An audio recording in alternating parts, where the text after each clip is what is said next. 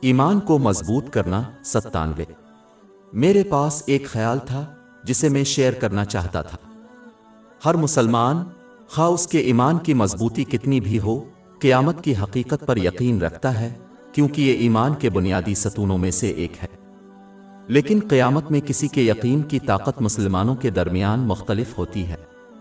اگرچہ کسی کے ایمان کی صحیح سطح کا اندازہ لگانا انسان کی استطاعت سے باہر ہے، کیونکہ یہ ایک پوشیدہ معاملہ ہے، پھر بھی کچھ نشانیاں ایسی ہیں جو کسی کے یقین کی مضبوطی کو ظاہر کرتی ہیں۔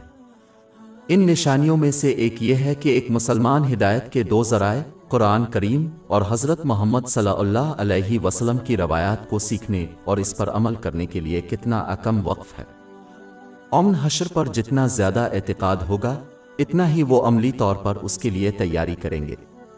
یہ تب ہی ممکن ہے جب کوئی شخص ہدایت کے دو ذرائع کو سیکھے اور ان پر عمل کرے، جس کے نتیجے میں وہ یہ دکھاتا ہے کہ وہ ان نعمتوں کا استعمال کیسے کریں جو انہیں اللہ تعالیٰ کی خوشنودی کے لیے دی گئی ہے۔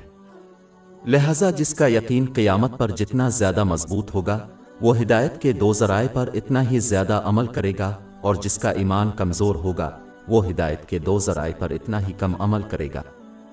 یہی وجہ ہے کہ جو شخص قیامت پر یقین نہیں رکھتا وہ ہدایت کے دو ذرائع سے پریشان نہیں ہوگا، کیونکہ انہیں کسی ایسی چیز کے لیے تیاری کرنے کی ضرورت نہیں ہے جس پر وہ یقین نہیں رکھتے۔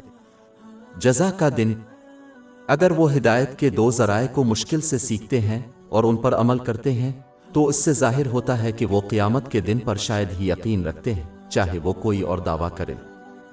ہر مسلمان کو باقاعدگی سے یہ خود تشخیص کرنا چاہیے تاکہ وہ اس بات کو یقینی بنائیں کہ وہ اپنے آپ کو یہ یقین دلانے کے لیے بے وقوف نہ بنائیں کہ وہ قیامت پر پختہ یقین رکھتے ہیں، حالانکہ عملی طور پر دیکھا جائے تو وہ اس پر شاید ہی یقین رکھتے ہوں۔ ہماری ویب سائٹ www.sheikhpod.com پر 400 سے زیادہ مفت e books, audio books, infographics, podcast اور بلاگ دستیاب ہیں۔